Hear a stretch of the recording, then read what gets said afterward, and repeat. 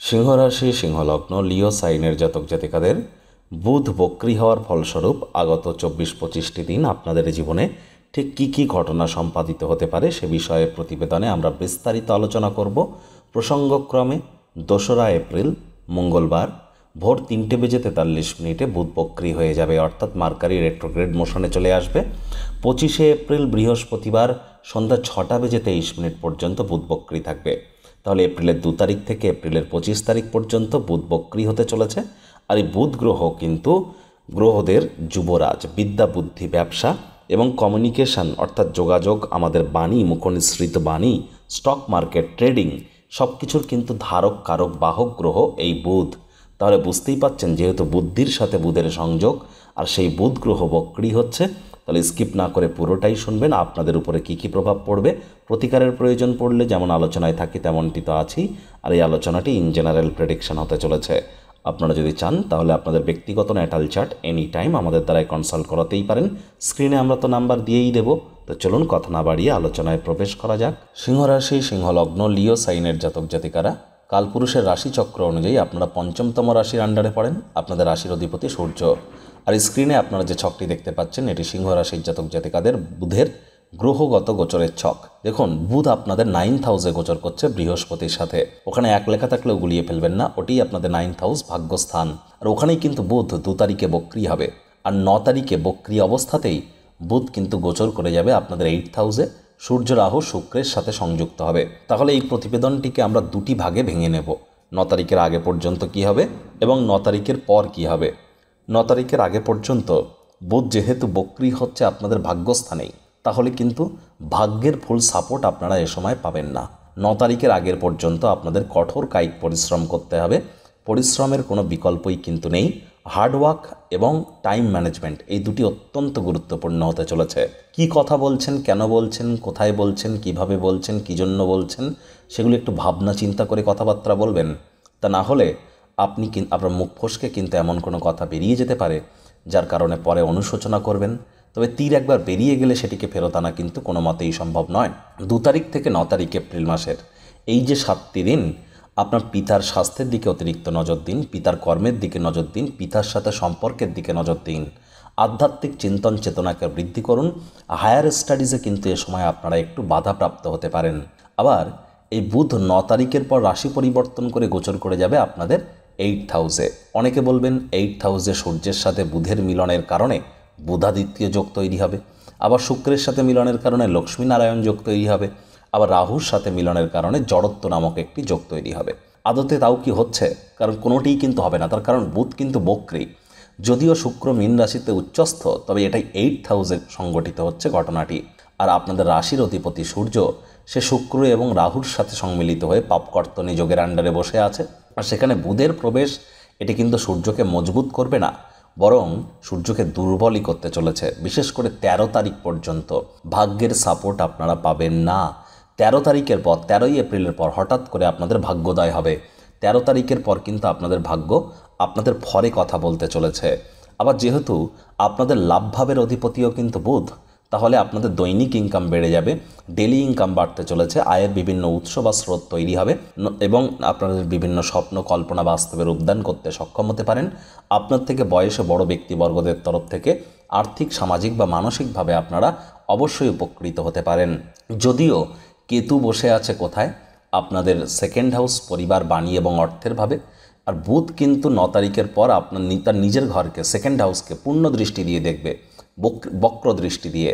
তাহলে আপনাদের পরিবার পরিজনদের কথা এ সময় মেনে চলা উচিত। পরিবারের প্রয়োজনীয়তাকে অগ্রাধিকার দেওয়া উচিত। পরিবারের লোকজনদের সাথে কথাবার্তা বলবার সময় এগেন শব্দ চয়নের দিকে অতিরিক্ত নজর প্রদান করতে হবে। ব্যাংকের ব্যালেন্সে কিছুটা ঘাটতি আপনারা অনুভব করতে পারেন। যদিও ইনকাম বাড়বে, খরচও কিন্তু আপনাদের বাড়তে চলেছে, এটিও কিন্তু সত্য। এ বিষয়েও কিন্তু আপনাদেরকে একটু সজাগ থাকতে হবে। চঞ্চলতা বেড়ে যেতে পারে। আর এটা শনির বছর, ধীর গতিতে চলতে হবে। তাড়াহুড়ো হঠকারিতা করলেই কিন্তু মারাত্মক ক্ষতি।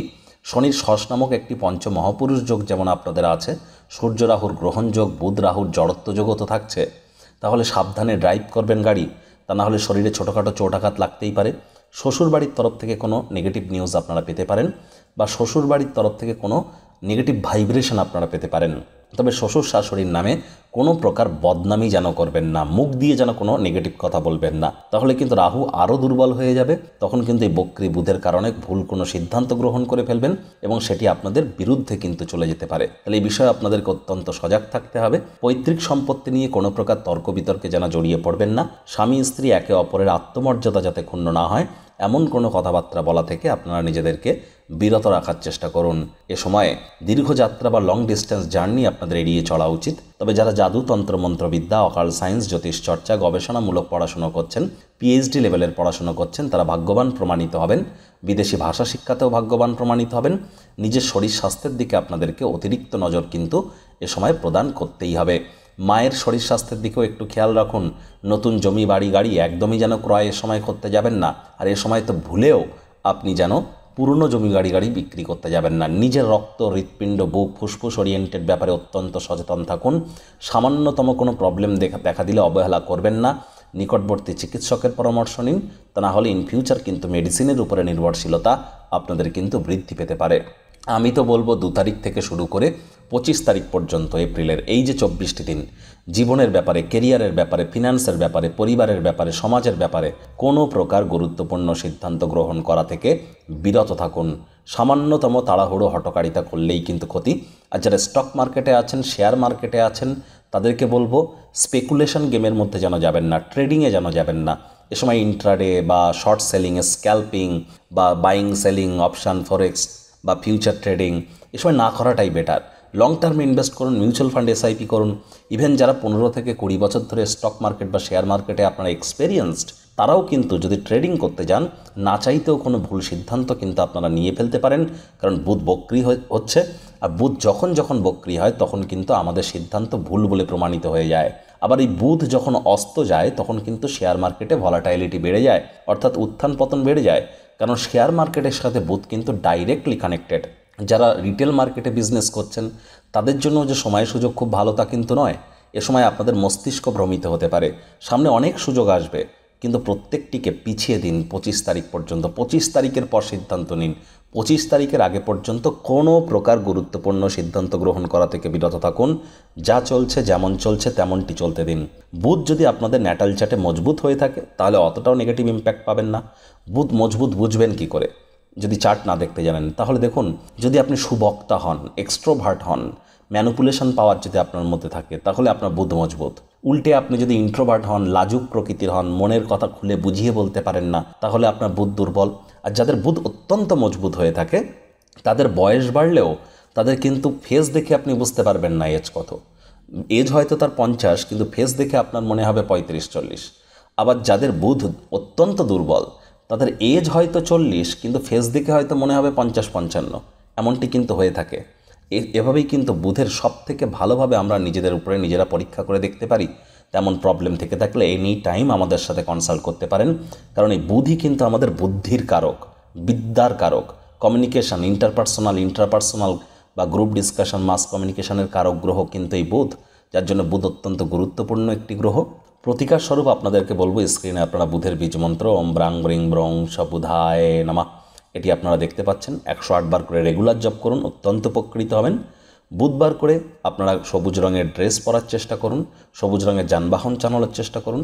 কাজের জায়গায় যাওয়ার সময় আপনারা একটি ছোট্ট সবুজ এলাচ দাঁতে চাওয়াবেন, একটির বেশি কিন্তু নয়, তাহলে গ্যাস্ট্রিকের প্রবলেম হতে পারে।